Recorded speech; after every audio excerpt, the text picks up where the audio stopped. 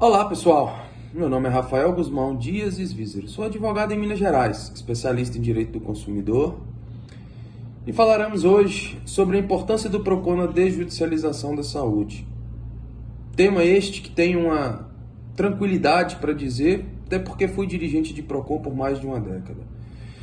A gente presencia, nesse mercado atual, no mundo em que vivemos, em que milhões de consumidores buscam as suas necessidades de uma forma massificada. A gente não conhece mais os nossos fornecedores e os nossos consumidores. Não existe mais a caderneta da mercearia do final da rua. Deixou para trás aquela questão de confiança mútua, aquela questão da amizade, da pessoalidade do atendimento.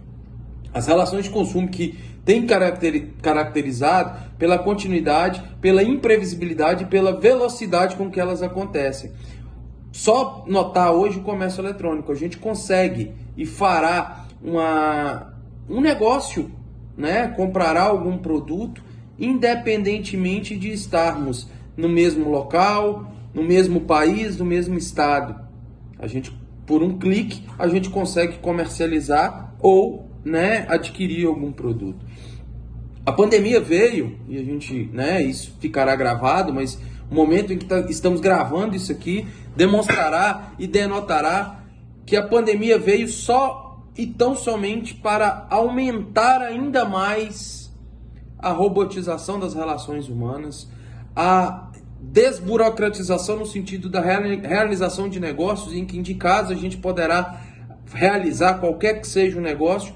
Contudo, se perde a essência do relacionamento, se perde a humanização, se perde o calor, o tete a tete, fazendo com que, com isso, as relações elas sejam mais frias e, consequentemente, que se aumente a beligerância, que se aumente as ações judiciais. A já quase falida relação harmoniosa, tão pregada pelo Código de Defesa do Consumidor entre empresa e consumidor, ela está vivendo de aparelho, ela está nos respiradores, em que ainda assim, aqueles fornecedores que tentam desfrutar, que tentam permutar a informação, tentam dar um feedback melhor, ela ainda busca e sai à frente do mercado. Do lado contrário, a gente não buscando e no afã de se comercializar cada vez mais, se busca a essência da relação humana, que é o contato, a humanização. E aí nessa ausência de contato, nessa ausência de relação humana, é que entra a figura do PROCON, em que alguém chega ao balcão, é atendido por uma pessoa, e independentemente de ter razão ou não, de se buscar cotizar, equacionar a demanda, esse dirigente de PROCON, esse atendente de PROCON, ele ouve o consumidor, ele escuta o cidadão. Ele abraça o consumidor no sentido de que apenas dá a ele, aflito, nervoso, angustiado, frustrado por uma relação, e aí o cidadão, o PROCON, o órgão público, o atendente, o recebe. E diante disso tudo, às vezes até o orienta e diz que você não tem razão. Não é aqui o local adequado para registrar a sua frustração. Como já atendemos casos de quem não conseguiria dar entrada num seguro-desemprego, por exemplo. Relação tipicamente trabalhista que não afeta as atividades do PROCON. Mas afeta a atividade do PROCON, a atividade humana. A atividade de humanização do atendimento, de servir ao público, de orientar ao público, de escutar o público. Muitas das vezes o atendente do PROCON ele não sabe às vezes nem por onde começar, porque a demanda é de uma complexidade e às vezes aquele primeira porta é de um estagiário, é de um estudante de direito. E aí é para isso que tem todo o aparato técnico, tecnológico, jurídico, profissional, capacitado para melhor resolver a demanda. Mas o que mais se prima e se prega em uma porta de entrada de um PROCON é para um atendimento humanizado. É ouvir aquele cidadão que só chega no PROCON para desaguar as suas frustrações, para solicitar informação e, mais do que isso, para ser efetivamente atendido. E aí, assim, é bom dizer, e é de bom tom mencionar, o que o professor Ricardo Morishita disse lá atrás, um grande professor, insigne pensador do direito do consumidor, em que ele dizia que no Brasil atual, um dos maiores exemplos de cidadania é a promoção e defesa do consumidor. Ou seja, os órgãos de defesa do consumidor, eles são muito mais do que um órgão de direitos e deveres. São órgãos de promoção de cidadania. E aí basta ver em uma pesquisa rápida ao CNJ em números, o STJ em números, Justiça em números, os diversos informativos oferecidos pelo poder público, em que o que mais abarrota o poder judiciário, em especial o juizado especial, para quem juiz de pequenas causas, as demandas de menor complexidade, até 40 salários mínimos, são de forma esmagadora as demandas consumeristas. E por que isso? A beligerância, a sensação de ser passado para trás a todo instante, com a ausência de humanização, de essencialidade no atendimento, de pessoalidade, e principalmente quando a questão se envolve a vida e a saúde humana, ela torna as pessoas ainda mais intolerantes.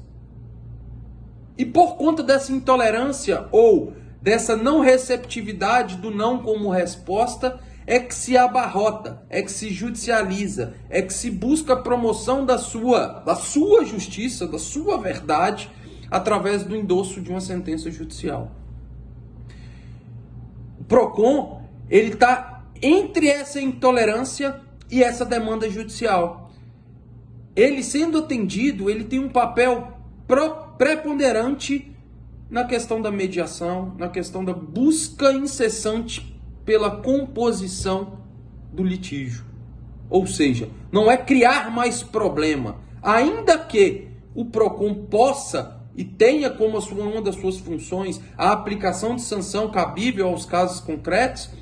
A função principal do PROCON é ouvir e compor aquele conflito já instado, aquele problema já causado, seja por uma ausência de atendimento, seja por uma ausência de atendimento à lei, seja por uma falta de ouvir por parte de um preposto de um fornecedor.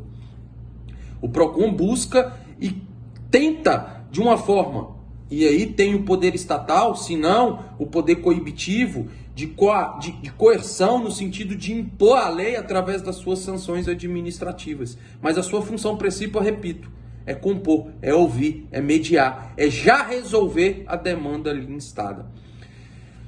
A judicialização da saúde, se a gente for pegar aí, existem diversos temas ou braços, mas aqui me atentarei a um exclusivo, que é o famigerado rol de procedimentos da ANS, é o famigerado ausência de deferimento ou não daquele tratamento ou procedimento, em razão de um rol extremamente obsoleto, que não é taxativo e que ainda encontra endosso, em alguns momentos, em uma agência, por que não dizer, desreguladora. O contrato firmado, é importante dizer, com as operadoras de saúde, é um contrato por adesão, em cláusulas que são totalmente pré-estabelecidas, não cabendo ao consumidor, ao cidadão, qualquer que seja a discussão, a não ser escolher um possível dia de vencimento da sua fatura. E aí, ao realizar o contrato e fixar aquele contrato, às vezes é dada a ele uma ficha minúscula para ele marcar sim ou não, talvez, quando, que a gente sabe que é em alguns momentos conhecidos como anamnese, que é uma ficha pregressa, uma vida pregressa, para que o consumidor aderente àquele contrato, ele marque, ele ateste, até em alguns momentos, sob pena de falso testemunho, ou seja, incorrer em crime, algo que ele não tem conhecimento, algo que às vezes é uma doença ou algo que ele é acometido, que nem ele tem conhecimento naquele momento. Obrigação que seria da operadora em realizar os exames para verificar a viabilidade do negócio para ela. Para ela, um negócio.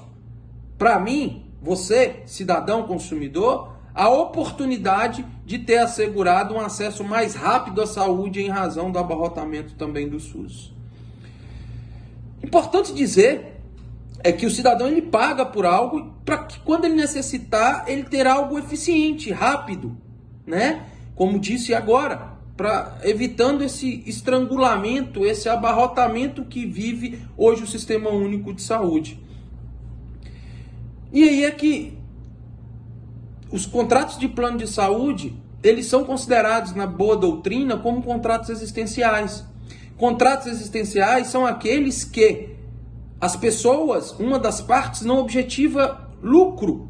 Eu não quero jamais utilizar do contrato de plano de saúde, assim como do seguro do automotivo. É necessário utilizar quando você se encontra numa situação desfavorável de forma explícita, de forma clara. Você não objetiva obter lucro com isso. Ninguém quer ir todo dia no hospital ou consultar ou fazer um exame. É importante dizer também que, seguindo todas as reclamações e as pessoas, né, sequer conseguem obter um laudo, uma terapia, e a ausência de humanização. E aí eu costumo dizer o quão robotizado é também o atendimento dessas operadoras, dessas agências de saúde, dessas pessoas que deveriam apaziguar, porque quando procuram uma operadora de saúde, você tem um problema que afeta o maior bem jurídico tutelado pelo direito, a sua saúde, a sua vida. Frisa-se aqui que não estamos simplesmente dizendo que não tem que ter a necessária normatização, a necessária regulação no procedimento, no pedido do consumidor, no pedido do seu usuário. Mas não pode simplesmente ser engessado ao ponto de dizer não está no rol, eu indefiro. Verificar o caso a caso, o caso concreto.